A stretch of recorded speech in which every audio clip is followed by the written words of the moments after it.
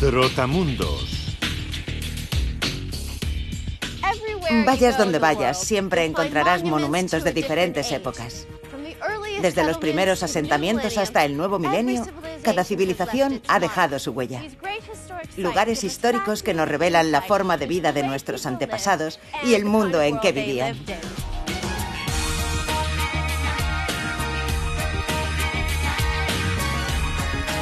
Hoy viajaremos a Europa, Oriente Medio, Sudáfrica, el Lejano Oriente, Australasia y los Estados Unidos. Y conoceremos lugares que grabaron su nombre en la historia desde la mitad del siglo XIX hasta la actualidad. Acompañando a Megan en su recorrido por los grandes sitios históricos del mundo moderno estarán Justine Shapiro, Holly Morris, Katie Haswell, Adela Ucar, Sami Sabiti e Ian Wright.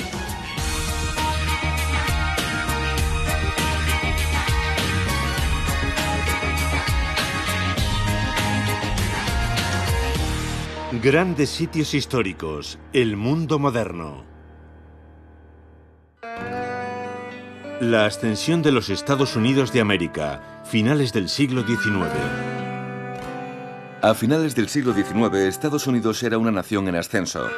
En lugares como Gettysburg, Pensilvania, Little Big Horn, Montana y Body, California, dramáticos acontecimientos transformaron el país, dejando un legado de grandes sitios históricos. Megan McCormick visita Gettysburg, donde el presidente Abraham Lincoln, en 1863, pronunció su famoso discurso durante la Guerra de Secesión. La ciudad norteña de Gettysburg fue el escenario de una de las batallas más sangrientas y escalofriantes de la guerra. Aquí murieron 11 soldados cada minuto. Más de 5.000 figurantes en representación de los dos bandos siguen los pasos de sus antepasados marchando hacia la batalla. Muchos de ellos a una muerte segura. El 19 de noviembre de 1863, el presidente Lincoln vino a Gettysburg para celebrar oficialmente el entierro de los hombres del Ejército de la Unión que habían muerto aquí. Pronunció un discurso corto, pero muy poderoso. Sus 272 palabras transformaron de alguna forma los horrores de la batalla de Gettysburg en un símbolo del sacrificio de la guerra.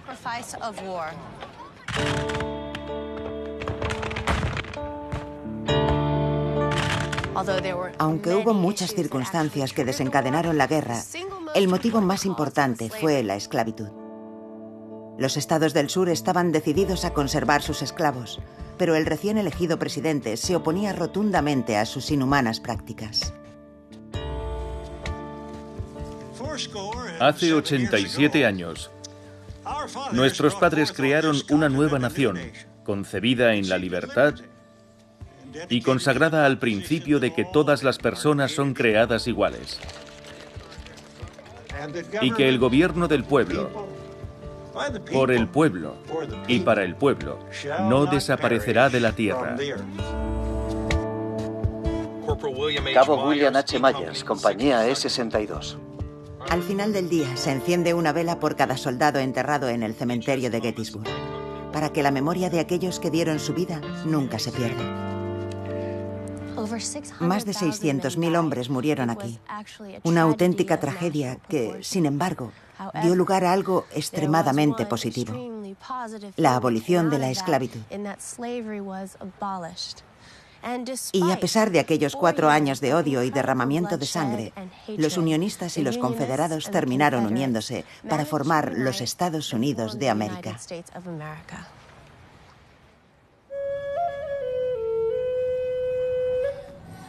A pesar de sus hermosas palabras, otorgando igualdad a todos los americanos, el discurso de Gettysburg no incluía preguntar a los indios cómo querían vivir. Y las tribus nativas del salvaje oeste fueron expulsadas sin piedad de sus tierras ancestrales por el poderío militar de la caballería. Hoy es posible visitar muchos de aquellos campos de batalla. La batalla de Little Big Horn, una de las escasas victorias de los nativos americanos, fue el lugar donde el general Custer, un veterano de la Guerra de Secesión, libró su último combate. Ian Wright visita el escenario histórico de la batalla, en la actual Montana. En el año 1876, el general Custer y su caballería fueron masacrados por 2000 guerreros Sioux que defendían su territorio de los blancos hambrientos de oro. Gerald Baker es guardaparque. Su familia vivió en estas tierras durante generaciones. El grueso del combate, donde murieron George Custer y sus soldados, tuvo lugar en esa extensión. Esas piedras marcan donde cayeron. Siempre se ha dicho que el final de la batalla ocurrió en la cima de la colina, que es un buen lugar para un héroe. Pero los relatos de algunas tribus indias que lucharon aquí indican que Custer fue uno de los primeros en morir, y no el último en caer blandiendo sus relucientes armas. ¿Cuántos hombres perdió el 7º de caballería? Murieron 227, y también cayeron algunos en la batalla de Reno Bentín. Así que murió bastante gente. Todo un símbolo de cómo se ganó el oeste. Para muchas tribus y para muchos de sus miembros, esta batalla significó un cambio de vida. Representó el final de una era en la que podían vagar libremente, siguiendo a las manadas de bisontes. Fue el final de un estilo de vida. La marea de cambio en el oeste americano era implacable. La fiebre del oro en California y la fiebre de la plata en Colorado atrajeron a un gran número de colonos que esperaban hacerse ricos.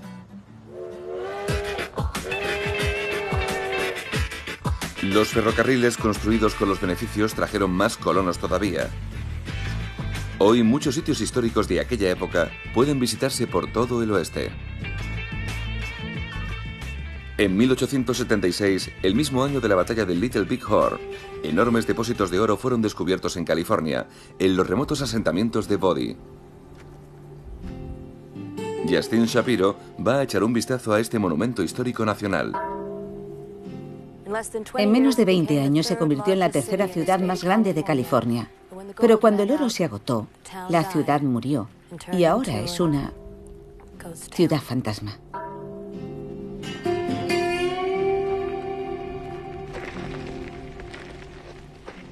Hola, soy Justin. Yo soy Greg. Ven y te enseñaré todo esto. Genial.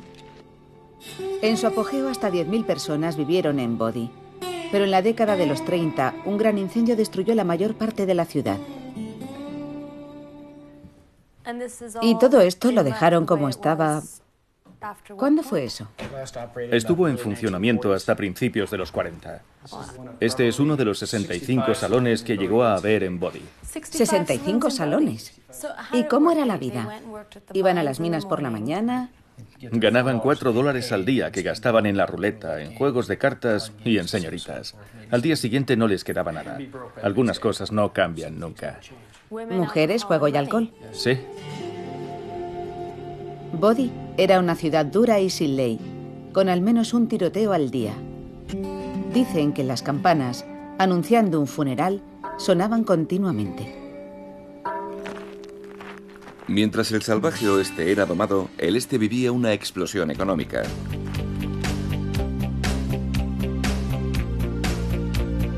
Saludados por la Estatua de la Libertad, erigida en 1886, una marea de inmigrantes europeos llegó a Nueva York en busca del sueño americano. Junto con la riqueza que empezó a florecer en las prósperas ciudades del este, llegó un nuevo y dinámico estilo de construcción. El nacimiento de la arquitectura moderna a finales del siglo XIX.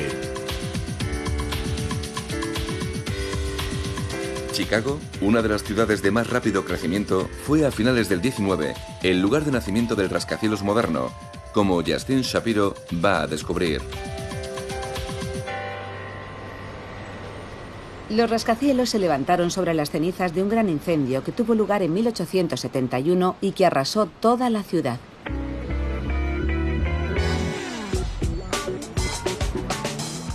Este es el edificio Monadnock, que en 1891, solo 20 años después del gran incendio, era el edificio más alto del mundo. La mayoría de los edificios de esta zona tenían 5 plantas, así que la gente quedó boquiabierta. Con una altura de 16 pisos, el Monadnock fue en su época el edificio de oficinas más alto del mundo. Incluso hoy sigue siendo el edificio comercial más alto, sostenido solo por ladrillos. En la misma calle se encuentra el edificio Manhattan. Construido también en 1891, tiene aproximadamente la misma altura, pero sus paredes ocultan una estructura de acero. Un diseño revolucionario que con el tiempo permitiría alcanzar alturas extraordinarias. América se haría famosa por sus enormes rascacielos, pero a finales del 19, la máxima expresión de lo que el acero podía conseguir se creó en París, en la otra orilla del Atlántico. Adela Úcar va a echar un vistazo a una de las estructuras más emblemáticas del mundo. La Torre Eiffel fue construida en 1889 para la Exposición Universal por Gustave Eiffel. 2,5 millones de remaches mantienen unidas 18.000 piezas de metal. En un día claro, desde arriba puedes ver kilómetros, kilómetros y kilómetros. Y de noche todo parpadea. Con más de 300 metros de altura y tan alta como un edificio de 80 pisos, la Torre Eiffel fue la estructura más alta del mundo construida por el hombre durante 41 años. Elevándose con firmeza hacia el cielo, la ambiciosa Torre Eiffel es un símbolo primordial de lo radicalmente moderna que podía llegar a ser la cultura europea de finales del 19.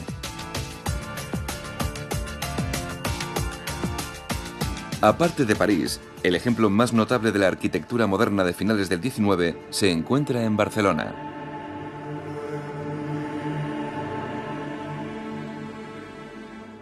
La Sagrada Familia, iniciada en 1882, es la obra maestra del mundialmente famoso arquitecto modernista Antonio Gaudí.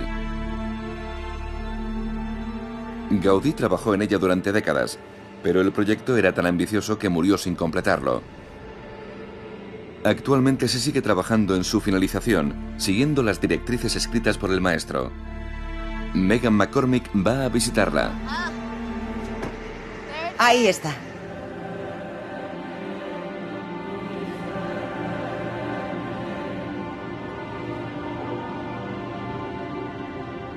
Gaudí diseñó 3 fachadas para esta iglesia a lo largo de toda su vida.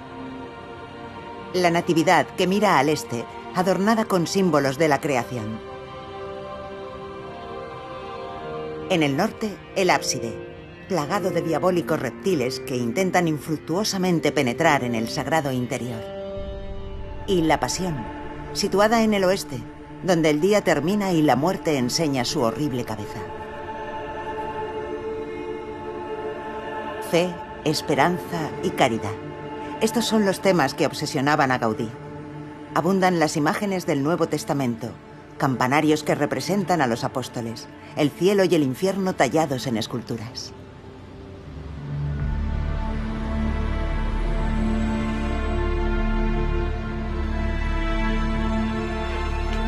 ...400 escalones en forma de caracol te llevan hasta la cima de la torre. Una experiencia vertiginosa. Esto es increíble. Es tan grandiosa y espectacular. Fue el trabajo definitivo de Gaudí. Y es triunfal.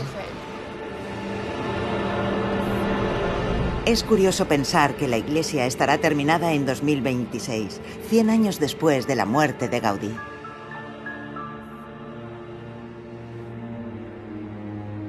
La Sagrada Familia formó parte de una edad dorada de pensamiento vanguardista de la cultura europea, conocida como Belle Époque.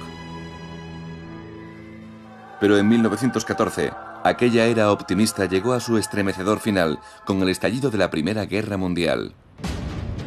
Primera Guerra Mundial, de 1914 a 1918. Durante 4 años de conflicto entre Alemania en un lado y Gran Bretaña y Francia en el otro, murieron cerca de 10 millones de soldados. Hoy, A lo largo de los antiguos frentes pueden visitarse los históricos campos de batalla. Ypres, en Bélgica, fue uno de los más sangrientos, como Katie Haswell va a descubrir.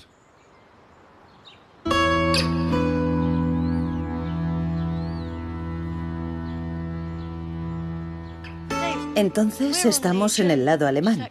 Sí. E Ypres está a 8 kilómetros en esa dirección. ¿Qué ocurrió aquí? Como has dicho, Ypres se encuentra a 8 kilómetros en esa dirección. Los alemanes habían ocupado las tierras altas y llevaron a cabo un ataque desde detrás de ese muro, lanzando 6 millones de proyectiles hacia Ypres. En aquel ataque perdimos a 245.000 hombres. Los restos de 95.000 cadáveres yacen todavía enterrados por ahí en alguna parte.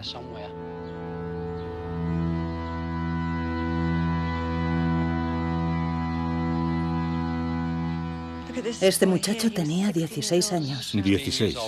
Era un niño. ¿Qué sabe uno a los 16 años? Nada. Nada. En Ypres hay más de 150 cementerios de guerra, pero tal vez los más conmovedores son los más pequeños que encontramos esparcidos por la campiña y los bosques. Muchos se crearon durante la batalla, enterrando a los soldados literalmente donde cayeron.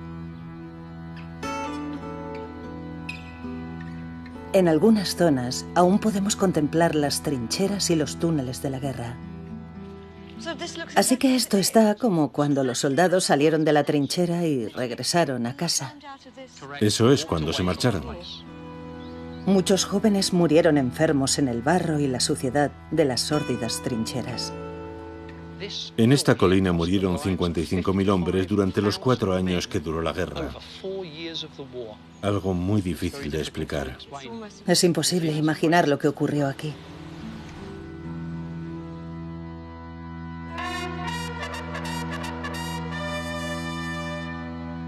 El pueblo de Ypres quedó tan afectado por la Gran Guerra que a día de hoy se sigue reuniendo a las 8 de la tarde en el monumento de la Puerta Menin. El tráfico se detiene y las cornetas tocan el toque de silencio en honor de aquellos que entregaron sus vidas.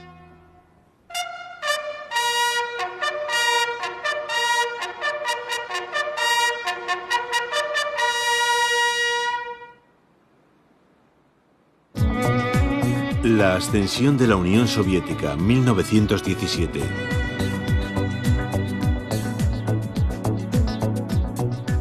Durante la mayor parte de la Primera Guerra Mundial, Gran Bretaña y Francia fueron aliados de Rusia.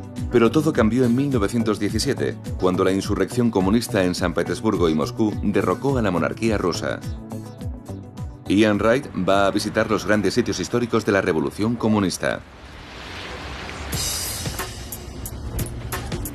San Petersburgo es la segunda ciudad más grande de Rusia, con una población de 5 millones de habitantes. Hasta la revolución fue la capital del país. Nikolai, mi guía, va a llevarme a la antigua residencia de los zares, el Palacio de Invierno.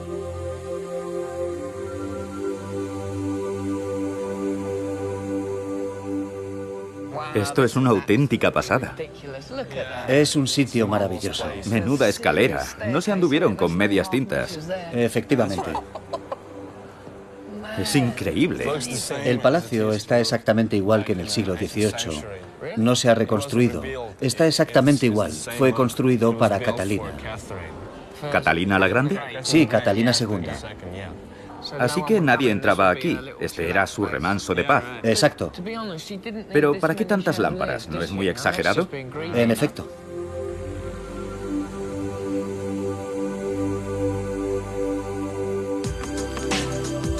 La noche del 25 de octubre de 1917, los revolucionarios asaltaron el Palacio de Invierno, arrestaron al gobierno y lo sustituyeron por el régimen soviético con Lenin a la cabeza. Podría decirse que la revolución empezó aquí. No empezó aquí, terminó aquí. Los últimos pasos de la revolución se dieron en esta plaza.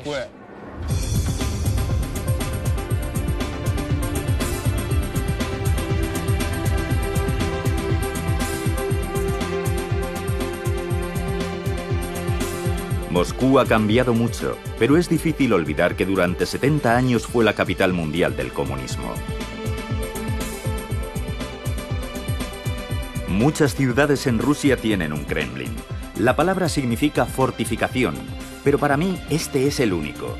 El lugar al que por acceder cualquier espía occidental arriesgaría su vida. Al otro lado de la muralla oriental está la Plaza Roja. Junto a la Catedral de San Basilio, el Ejército Rojo hacía desfilar sus tanques y misiles para impresionar a sus líderes y atemorizar al mundo. Esta es la famosa Plaza Roja, bautizada así años antes de que los comunistas ocupasen el poder, porque en ruso rojo significa también hermoso. Ahí detrás está la catedral. Esos son los grandes almacenes GUM. Y eso de allí creo que es el museo. Eso, por supuesto, es el Kremlin. Y aquello la tumba de Lenin. Lo tiene todo. Lenin murió en 1924. El pueblo ruso no podía imaginar la vida sin él, así que lo embalsamaron y lo pusieron en una vitrina. Aquello lo convirtió en un icono de la revolución, y al cabo de unos años había una escultura suya en cada ciudad rusa.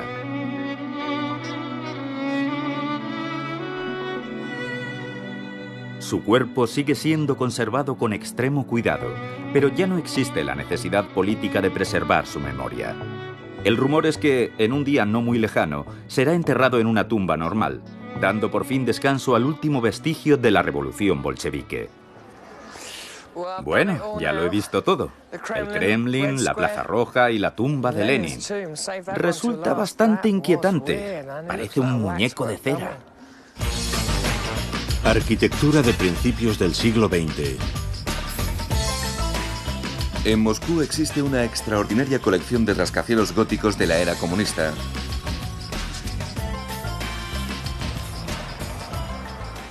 Tiene la hoz y el martillo, la estrella en la parte superior y diferentes volúmenes.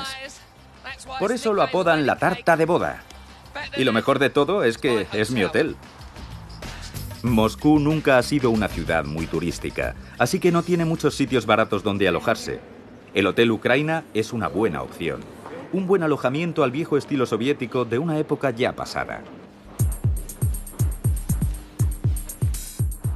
Solo por esto ya merece la pena pagar esta habitación. Tengo la sensación de que estoy en una película de terror.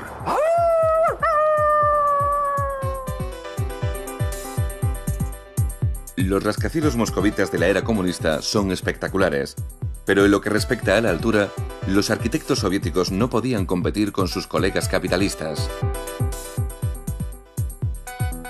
Nueva York, en particular, alberga una fabulosa colección de rascacielos. El neogótico edificio Woolworth, encargado por el magnate Frank Woolworth, fue el edificio más alto del mundo durante 17 años, hasta finales de la década de los 20. Megan McCormick va a echar un vistazo a otros importantes rascacielos de Nueva York.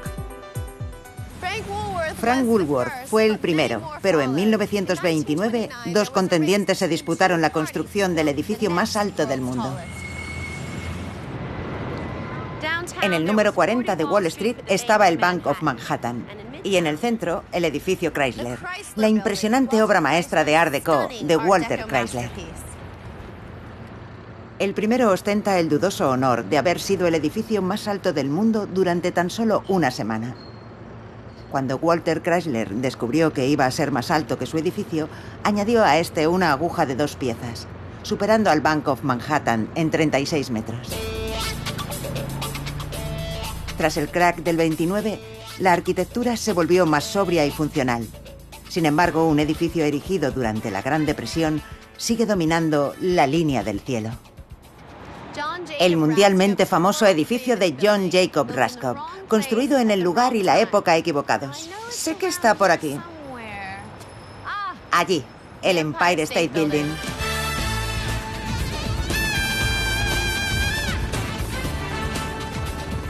Construido a 20 manzanas de distancia del distrito financiero, estaba destinado a ser un fracaso comercial.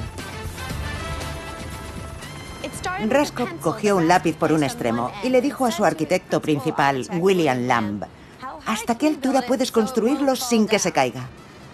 Y supongo que la respuesta fue escandalosamente alto. Esta obra maestra fue construida por 3.400 trabajadores en tan solo 13 meses. Los neoyorquinos lo miraban asombrados mientras crecía a toda velocidad. Orgulloso símbolo de la ciudad, no produjo beneficios durante un cuarto de siglo, pero se mantuvo como el edificio más alto del mundo durante 40 años.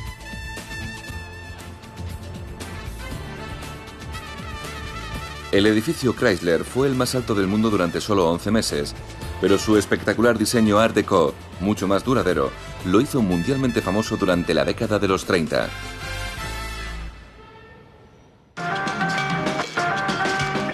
Dos de los mejores lugares del mundo para ver edificios históricos de Art Deco son Miami Beach, en Florida, y la pequeña ciudad de Napier, en Nueva Zelanda.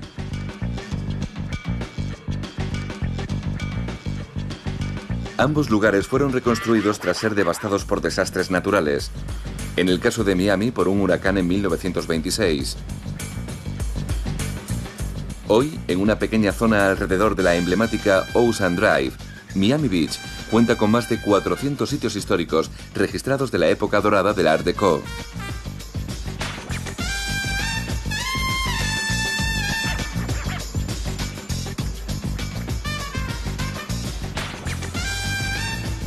La ciudad de Napier sufrió una transformación similar tras sufrir un violento terremoto en 1931.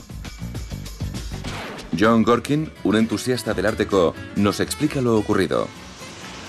El centro quedó destruido en 2 minutos y medio. La ciudad fue reconstruida en tan solo 2 años y querían que fuera la más moderna del mundo, la más innovadora.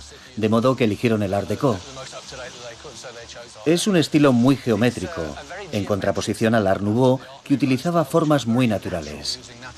Había nacido en los tableros de dibujo y en él predominaban los rombos, los círculos y las líneas rectas. Curiosamente, aunque querían tener el diseño más moderno, se inspiraron en las culturas de la antigüedad. La tumba de Tutankamón se había abierto al público en 1923 y de repente todo lo egipcio estaba muy en boga. Su optimismo y su tesón nos brindaron esta pequeña y maravillosa joya. Y cuando tienes una joya, si la cuidas bien, vale más cada día.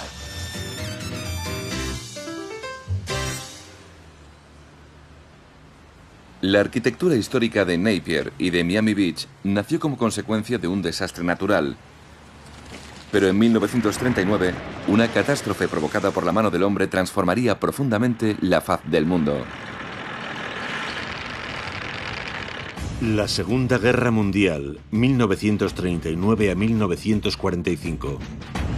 La semilla de la guerra se plantó en Alemania a mediados de los 30. En la ciudad de Nuremberg, Hitler escenificó su visión fascista del futuro del Tercer Reich. Un especialista acompaña a Megan McCormick. Cerca del Palacio de Congresos se encuentra la tribuna Zeppelin, donde Hitler celebró los mítines de corte marcial del partido nazi que subyugaron a la nación alemana y colocaron al país en la senda de la guerra. Estoy con John Jenkins, experto en la Segunda Guerra Mundial. Hitler se situaba aquí, en esta tribuna. ¿Aquí? Sí. Es lo que hemos visto tantas veces en imágenes de archivo. ¿Es justo aquí donde Hitler se colocaba? Sí. ¿Puedes darme una idea de lo que suponía realmente para él? Este estadio fue escenario de muchas ceremonias, todas ellas verdaderamente impresionantes. Ahí había unas 150.000 personas. ¿150.000 personas? Incluidos los espectadores, claro. La típica ceremonia constaba de numerosos desfiles que cautivaban al público por su perfecta coordinación.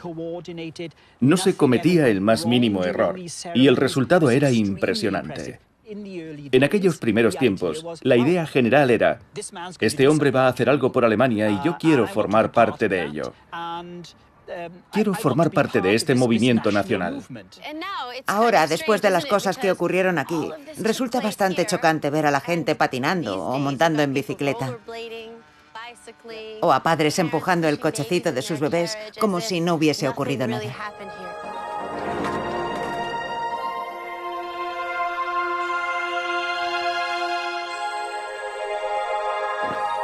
Hitler acabó invadiendo Polonia en 1939, arrastrando al mundo a la Segunda Guerra Mundial. Cuando fue derrotado en 1945, más de 50 millones de personas habían perdido la vida.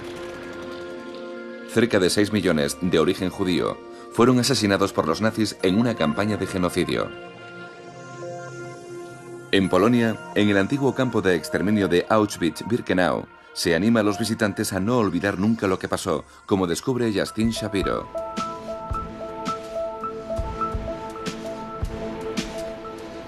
Al igual que muchos judíos norteamericanos, yo tengo raíces polacas. Muchos de mis familiares murieron en el campo de Auschwitz durante la Segunda Guerra Mundial. Lo que queda del campo es ahora un museo, y Jaroslav Mensfeld es uno de sus guías habituales.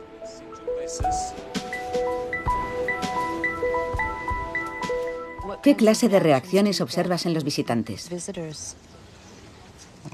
Las hay de todo tipo, desde los que muestran la más absoluta indiferencia hasta personas que rompen a llorar. La mayoría de la gente se queda conmocionada. Algunas personas lloran, sobre todo cuando ven la ropa de bebé o las maletas con las fechas de nacimiento.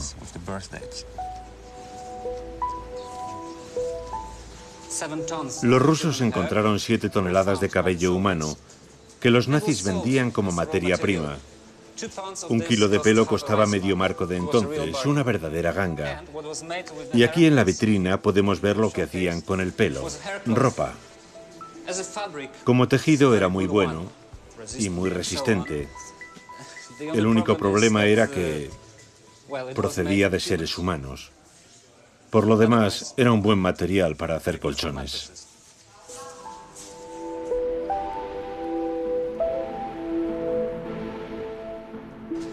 Antes de la guerra, esto era un depósito de armas del ejército polaco y en el 42 una cámara de gas, la primera de todas. Era muy rudimentaria, solo se podía asesinar a 500 personas a la vez. En el 43 Birkenau estaba ya a punto, así que todo se trasladó allí. Birkenau era enorme, funcionaba a nivel industrial.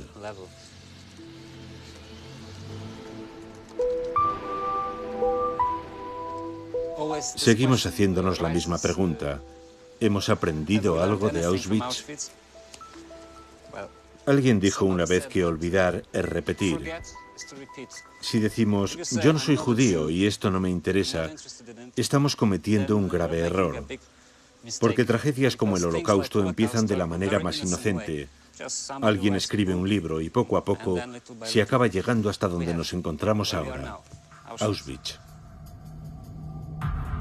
La Guerra Fría, 1945 a 1989. En agosto de 1945, 3 meses después del final de la guerra en Europa, los Estados Unidos lanzaron sendas bombas atómicas sobre Hiroshima y Nagasaki para obligar a Japón a rendirse. La Unión Soviética, impresionada por su poder aterrador, dedicó años de esfuerzo científico a dominar esta tecnología. Ian Wright visita en Nevada el antiguo escenario de los ensayos nucleares. En 1949, 4 años después de Hiroshima, los rusos anunciaron su nueva capacidad nuclear. La carrera armamentística había comenzado. Debido a su aislamiento y a su clima cálido y seco, los Estados Unidos eligieron el desierto de Nevada como emplazamiento de pruebas. El 27 de enero de 1951 se detonó la primera prueba nuclear aerotransportada en la llanura de Frenchman Flat. Esto es alucinante, inconcebible. ¿Veis aquella estructura? Es la zona cero, el lugar donde se realizó uno de los primeros ensayos nucleares. El artilugio se lanzó desde un bombardero B-52 que despegó de la base aérea de Albuquerque, en Nuevo México. Mi guía atómico oficial va a enseñarme las instalaciones. Este recinto fue construido para comprobar si podía sobrevivir a una explosión nuclear. Las fuerzas del viento y la presión arrancaron una gran parte del hormigón y limaron los bordes, pero sorprendentemente, la puerta quedó intacta. Ciudades enteras falsas fueron levantadas dentro de la zona de la explosión. y quedaron arrasadas en milisegundos. Fijaos en el tamaño de este cráter. Es inmenso. Es el cráter Sedan. Tiene unos 390 metros de diámetro y unos 100 de profundidad. Fue creado enterrando un dispositivo nuclear a 180 metros bajo tierra.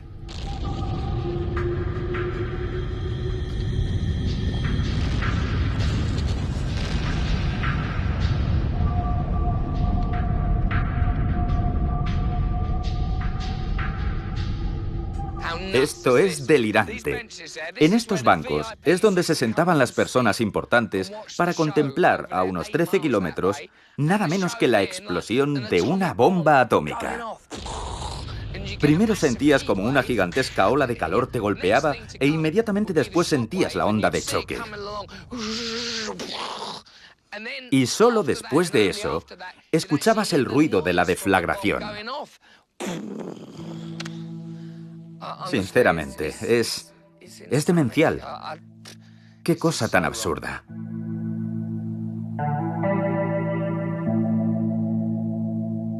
A miles de kilómetros de Nevada, la base militar de Pervomaisk, en la Unión Soviética, fue uno de los numerosos emplazamientos de misiles soviéticos preparados para desencadenar la guerra nuclear. La antigua base permanece hoy abierta al público como Museo de las Tropas Estratégicas de Cohetes, un histórico vestigio de la amenaza a la que se enfrentó el mundo durante la Guerra Fría.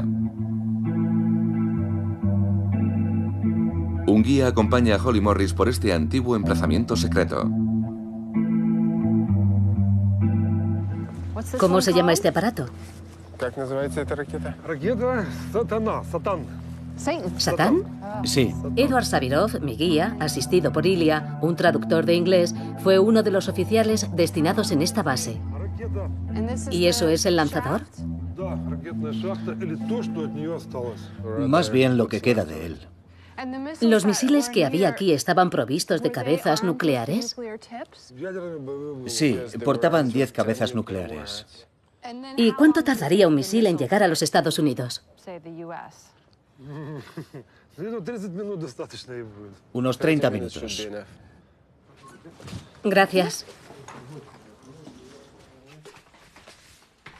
Los oficiales trabajaban en una galería subterránea con forma de tubo diseñada para resistir un ataque nuclear. Sus provisiones de oxígeno, comida y agua podrían durar hasta 45 días.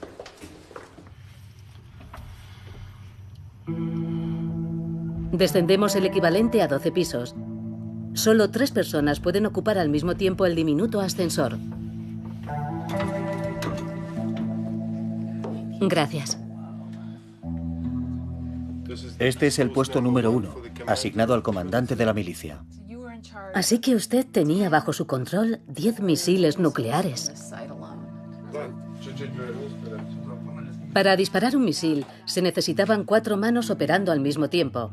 Primero había que introducir unos códigos protegidos celosamente en una caja de seguridad. Luego debían girar una llave, los dos en el mismo instante. Por último, había que presionar un botón, el que aparece en todas las películas. El botón sigue allí, pero no es rojo, es gris. Edward se sentó aquí durante años, pero afortunadamente nunca tuvo que apretarlo. Por fortuna, los años más peligrosos de la Guerra Fría, los 50 y los 60, pasaron a la historia sin causar el apocalipsis nuclear. Los estadounidenses pudieron dedicarse sin contratiempos a uno de sus pasatiempos favoritos: levantar los edificios más altos del mundo. La arquitectura de finales del siglo XX.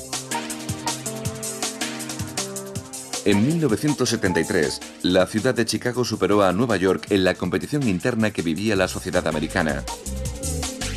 La recién construida Torre Sears, con sus 108 pisos, elevándose a la asombrosa altura de 442 metros, conservaría el título de edificio más alto del mundo durante 25 años.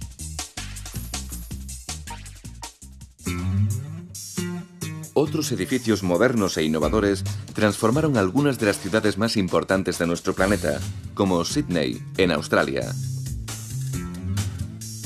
Terminada también en 1973, la Casa de la Ópera de Sydney es uno de los edificios más emblemáticos que existen. Justin Shapiro descubre nuevos detalles. Eso parece una cámara profesional. ¿Hay buena luz para filmar? Es perfecta. Y con este edificio tampoco es algo imprescindible. Puedes fotografiarlo a cualquier hora del día o de la noche, desde cualquier lugar, y siempre obtendrás una buena fotografía. Es fantástico. ¿Cuánto costó su construcción? Más de 100 millones de dólares australianos, una cantidad muy superior a la presupuestada originalmente, que era de unos 10 millones de dólares. Se convocó un concurso arquitectónico en el que participó gente de todo el mundo. Y lo ganó un joven arquitecto danés, John Utzon. Pero las cosas no fueron bien.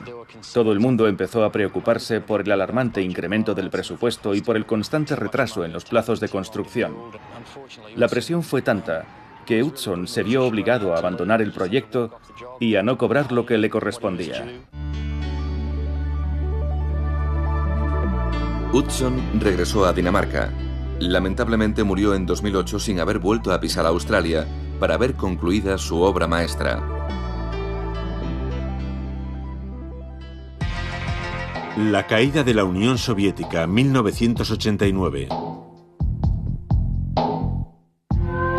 En 1989, una ola de revoluciones anticomunistas hizo caer el telón de acero que dividía a Europa desde 1945. En la capital de Alemania, la presión del pueblo derribó el muro de Berlín, tan temido y cargado de simbolismo. Justin va a mostrarnos lo poco que queda de uno de los sitios históricos más extraordinarios de la era moderna. El muro tenía una longitud de 160 kilómetros, 40 de los cuales atravesaban la ciudad. En la actualidad apenas queda 1,5 kilómetros. Y los murales se están resquebrajando y cayéndose a pedazos. Pero en el año 2000, los murales de aquel lado empezaron a reconstruirse.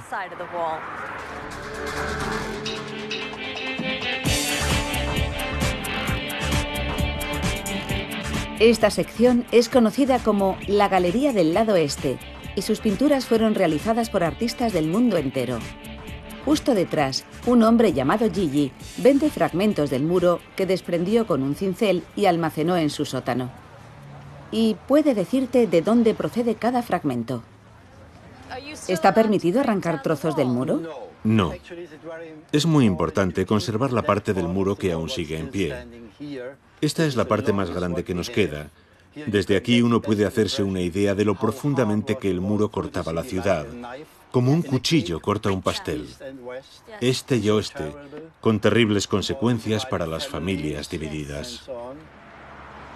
El muro dividió Berlín durante 28 años y más de 160 alemanes murieron intentando cruzarlo. Ahora este símbolo de la opresión adorna las repisas de las chimeneas de medio mundo. El fin del apartheid, década de los 90. Poco después de la caída del telón de acero, parecidos hechos históricos tuvieron lugar en la Sudáfrica racialmente dividida. Sami Sabiti visita el Museo del Apartheid en Johannesburgo, mientras en la isla Robben, Justin visita la celda en la que estuvo encarcelado Nelson Mandela. La isla Robben fue un símbolo de la opresión, pero ahora los guardianes y los expresos políticos se han unido para cambiar ese concepto. Damas y caballeros, les rogamos que no fumen en la isla. La isla Robben tiene un largo historial de sufrimiento. Fue asilo, colonia de leprosos y desde el siglo XVIII prisión de alta seguridad. Fuera de sus muros solo hay pingüinos y gacelas. Los últimos prisioneros salieron en noviembre de 1996. Este es el Museo del Apartheid, tal vez el museo más importante del país. Un monumento de la nueva Sudáfrica y un recordatorio de que la segregación racial nunca debería volver a existir. Este lugar es un símbolo del perdón. Christopher Till es el conservador del museo. Aunque la discriminación racial ha formado parte de este país durante siglos, el apartheid como tal nació en 1948, cuando el Partido Nacional llegó al poder. Su gobierno convirtió en legal un sistema que legislaba la discriminación.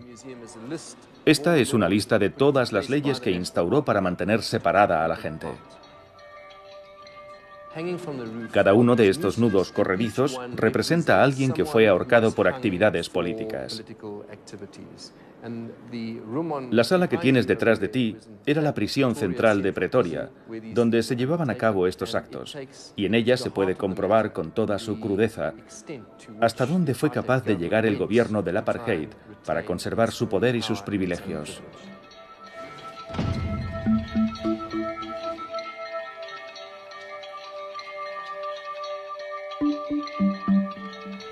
Aquí están las celdas individuales, hay unas 30.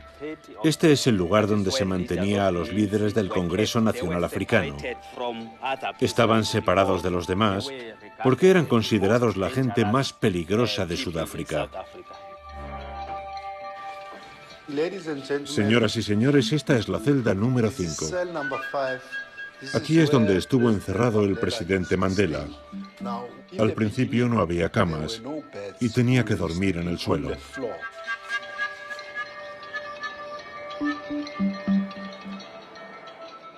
¿Dónde estamos ahora? Estamos en ese punto en el que por fin ves la luz al final del túnel. Sudáfrica ha conseguido sobrevivir a su pesadilla y ha despertado finalmente en una nueva tierra. Las imágenes son imágenes felices. Y es maravilloso mostrar el despegue de la nueva Sudáfrica, simbolizado en el avión que hay detrás de nosotros y en la extraordinaria persona de Nelson Mandela. La aparición de las nuevas superpotencias, siglo XXI.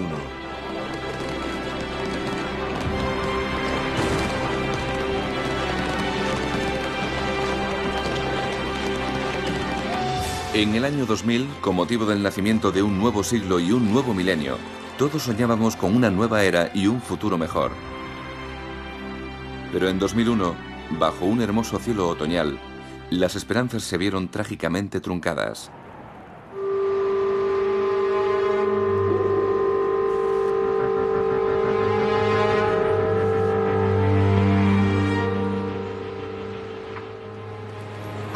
El 11 de septiembre de 2001, a las 8:46 de la mañana, el World Trade Center fue alcanzado por el primero de 2 aviones. Las Torres Gemelas se desplomaron y la vida de los estadounidenses cambió para siempre.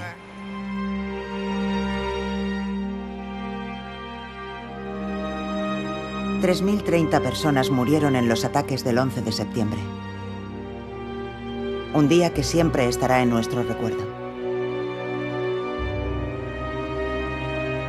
El área que rodea la zona cero se ha convertido en una gran atracción turística y mucha gente acude para contemplar el lugar con sus propios ojos.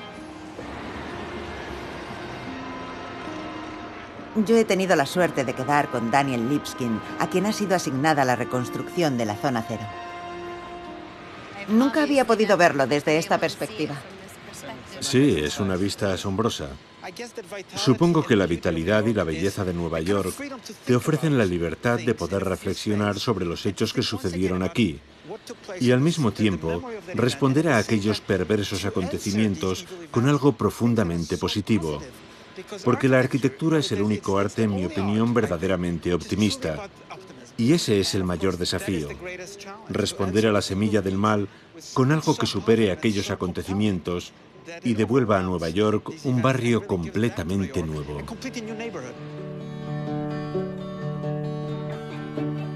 Estados Unidos ha sido durante mucho tiempo la nación más poderosa del mundo moderno, pero el equilibrio de poder comienza a desplazarse hacia lugares muy diferentes. Estados como Dubái y países florecientes como China, Taiwán y Malasia se están desarrollando a una increíble velocidad.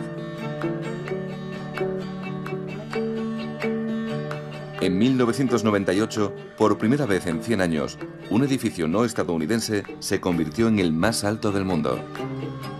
Con sus 452 metros, las espectaculares torres Petronas de Kuala Lumpur, en Malasia, superaron a la Torre Sears de Chicago por tan solo 10 metros.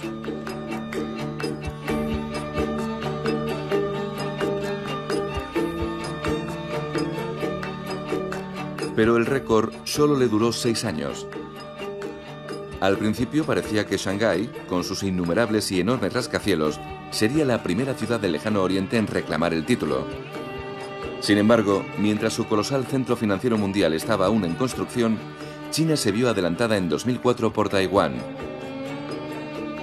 La imponente torre Taipei 101 tiene un total de 509 metros de altura, pero el récord le duró apenas 6 años.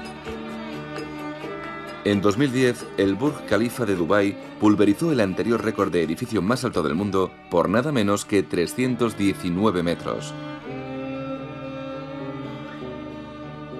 El nuevo gran sitio histórico del mundo moderno, con más de 160 pisos, se eleva a la extraordinaria altura de 828 metros.